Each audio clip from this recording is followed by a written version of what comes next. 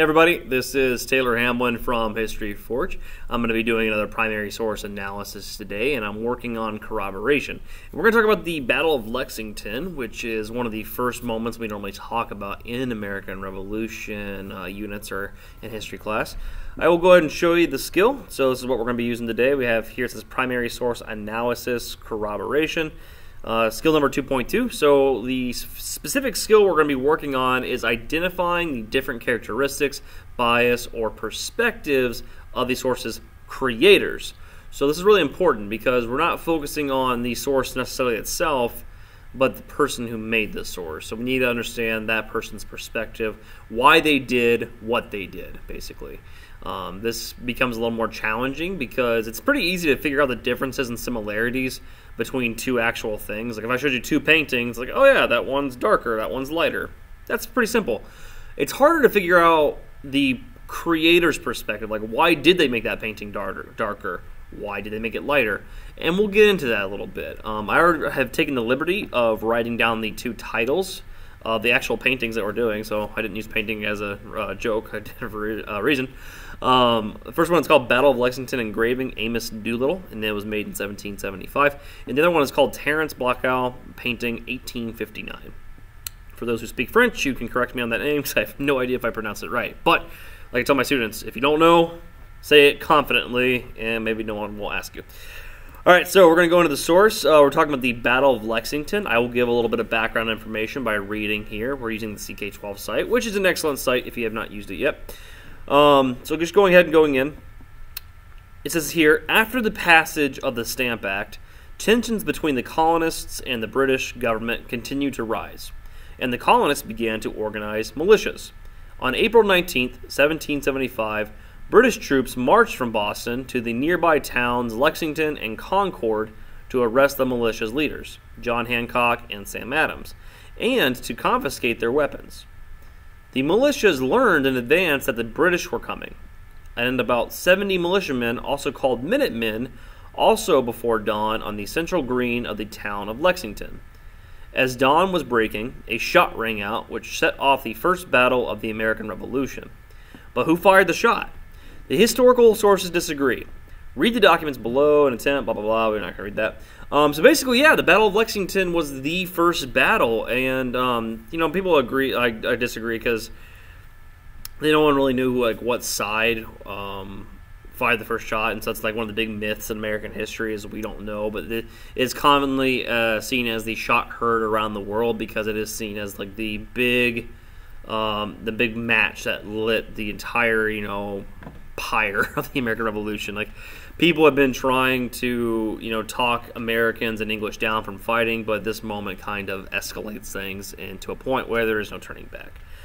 So that's the Battle of Lexington. It happened in April 19th, 1775. If we go ahead and scroll down, we're going to pass all this stuff. This is just talking about it.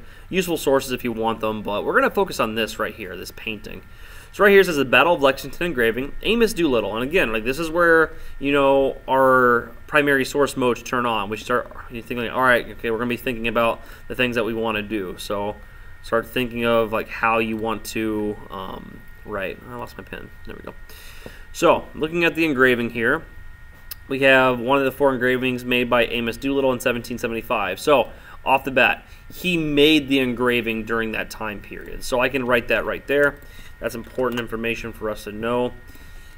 He made the painting the same year that the battle was fought. Okay, and that's all we're going to say about that. He's an engraver and silversmith from Connecticut, so he is, so we can say, professional artist and craftsman. And again, we're just talking about who this person is. If I can spell craft. Craftsman, is that right? Haha! Figured it out. And then we have here, says from Connecticut, who visited the site of the battle and interviewed participants and witnesses. Oh, wow. So he visited the battle site and interviewed people who were there. So that's pretty important for us to know. So this guy has first-hand experience, so he can create a primary source. So his painting actually would be a primary source. He was there. He visited. He talked to people. And if we look at it, there's quite a bit of different things going on. Now, we might want to jump right into the painting, and I wouldn't blame you if you did, because it is interesting, but we're going to skip it and just go down to the other person, Terrence Blockout painting.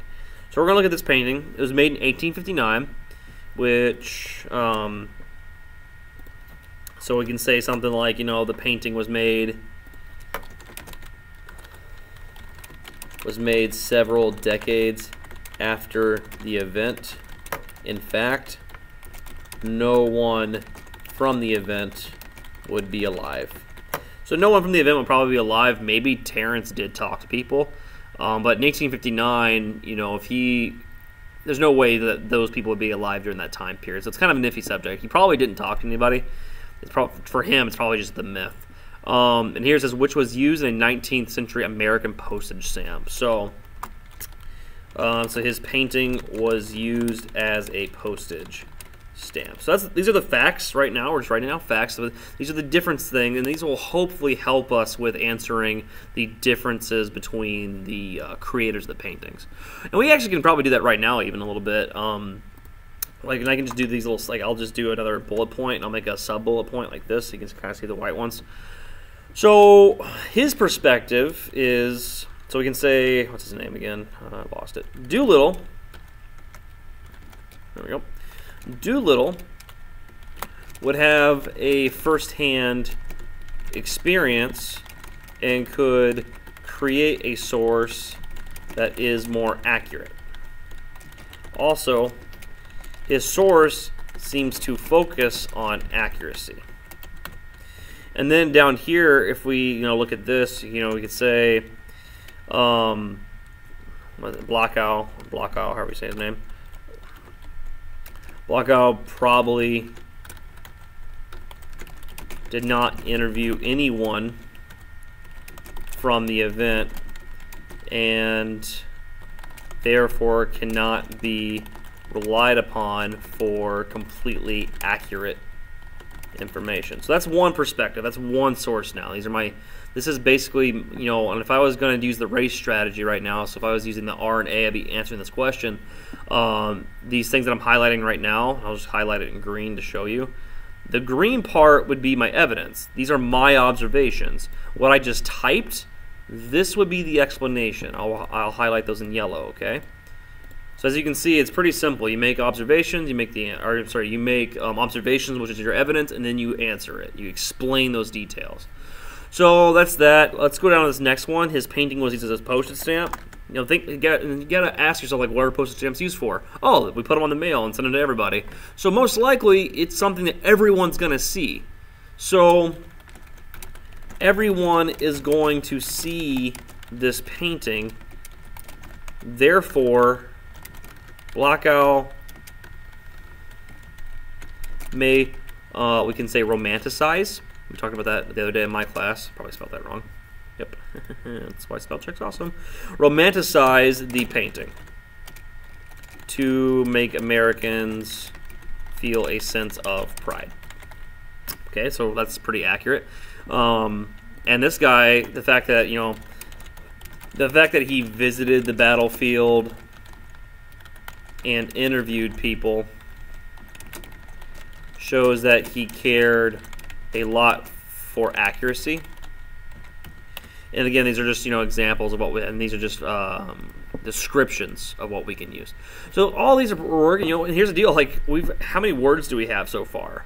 And we haven't even looked at the paintings yet. We've just looked at the source information, and we're at 147 words, and this is all good stuff. So let's actually get into the paintings now. Let's look at the first painting. I'll zoom in, maybe even a little bit more, so we can see maybe even more. That looks a bit better. So this is Doolittle. He says his painting is supposed to be accurate. And, I know it can probably be really hard to see. I might even try to zoom one more time. Ooh, here we go. Okay, so using my little handy-dandy pen on here, I can see that the people in the blue shirts seem to be representative colonists, right? But you also notice they're kind of in brown shirts too. That kind of shows you that there was no uniform back then. They just wore what they had. But it definitely focuses on blue and brown. And then the red coat's pretty obvious. And you can actually see quite a few back here even. My pen color's not really working out for us, though, today. Maybe yellow would be better. That's a bit better. So you can see red coats back here. There's a big line of them right here. And there's a lot of smoke and fire. And they seem to be very organized, right? What I noticed, too, is there doesn't seem to be any dead redcoats. They all seem to be pretty organized, and the colonists are surrounding them. There's no uniformity amongst the colonists. There's a lot of bodies laying around. Like, here's a body right here, it looks like. Another body right here. Definitely a dead body there.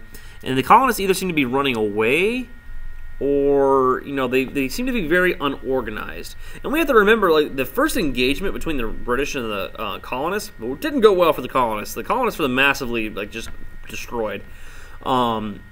You know, we like to think of this moment in history as the colonists banded together and they hid in the woods and they shot at the redcoats, and that eventually happens. But the first engagement wasn't that great. In fact, the British overwhelmingly beat the colonists. So right here, you can kind of see the disorganization. We can even go back into our painting. We can say Doolittle focuses on the reality of the event by showing how organized the redcoats were and how unorganized the colonists were. And if we look at the painting even some more, you can even tell more accurate things. Like, we have some nice houses back here. And, you know, for the most part, it looks like he probably even stood on a hill, and maybe he actually painted this. Maybe this is the actual scene. So, a very accurate painting, it seems like. Now, let's look at the second one. And I've seen this painting before. I've done this lecture before, so I have a little bit of, I don't know. It's a little easier for me to understand how silly this sometimes is. Very different perspective, right? Whereas the first one seemed to be like kind of a bird in the sky, or maybe like a hilltop view because they're looking down. But now all of a sudden, it almost like feels like we're among it, right? We feel like we're among the battle. So, you know, the first one, like as far as like differences, we could say we feel like we are among the battle. The artist wants us to feel like we are with the Americans, right? So, again, dead bodies or injured bodies. You got a guy carrying another guy right here. A guy's carrying another guy right there. The colonists look way more organized all of a sudden. They're like, oh yeah, we all banded together. We're super more organized. You know, and not only that, the British look about the same. It looks like a very long line of British soldiers shooting at. You have this one horseman who seems like really up front. Like, I don't know, it seems like he's way up there. Whereas the other one, he's kind of more far back. Here's my favorite part about this painting. Is this guy, I'm circling, and this guy. So this guy looks like he's just a grumpy old man, like, I'm going to fight him off. And then this guy's literally waving his fist at the British. So this kind of shows you more of the mythology, right? Like, it shows you, like, oh yeah, we had strong old men, and this guy was probably out of bullets, but he was still, you know, brave enough to shake his fist, and it just shows you more of the mythology. It makes you feel more like an American. It makes you feel more like you should be proud of this moment, and that's really what it's trying to do. It's trying to make you feel pride, nationalism, and we can even say that. This artist wants you to feel pride rather than see something completely accurate. And all the things I was just kind of saying and joking about, we could use that as evidence. So, you know, we could use the different tone of the painting, the different tone of the painting. We could focus on specific characters of the painting, right? Like, the old man shaking his fist. Like, these are the kind of paintings that we see a lot, too, in American textbooks, and it can be dangerous because we sometimes forget, like, oh, yeah, these things actually didn't happen like we say they did. And it's important that we understand the purpose of these paintings. We can't use this one as a primary source, or a secondary source for that matter. It's not accurate. We can't use it for the Battle of Lexington because it doesn't actually show what the Battle of Lexington was like. Whereas this Doolittle one is awesome. Like, this guy definitely did his research. He definitely creates something that's not romantic. It is accurate. And that is what we want to kind of find in historical work. We can appreciate these things all we want. Like, there's nothing wrong with Terrence's painting from 1859, but it's dangerous in the fact that it might make us think things that were true that aren't. So be careful with myth, be careful with these paintings. But yeah, that's pretty much corroboration. I'll let you see this stuff again. That's basically it for me. So if you're one of my students, make sure you just copy stuff down or write things down that I said. And then if you're my students, you can start ignoring me. Go away. Everybody else, hi, welcome to History Forge. Hopefully you're enjoying the primary source videos if you are using or watching them. They are definitely meant to model how to analyze a primary source based off 1 or 2 skills at a time. If you do enjoy the videos, feel free to leave comments. Feel free to ask me questions if you want. Definitely would like to know if these are working for other people. If you have recommendations, again, would love to know. But that'll be it for me. Thanks for coming by. Feel free to check out video description because we definitely, I put a lot of stuff in there to help you guys out. But have a great rest of the day. Take care. Bye.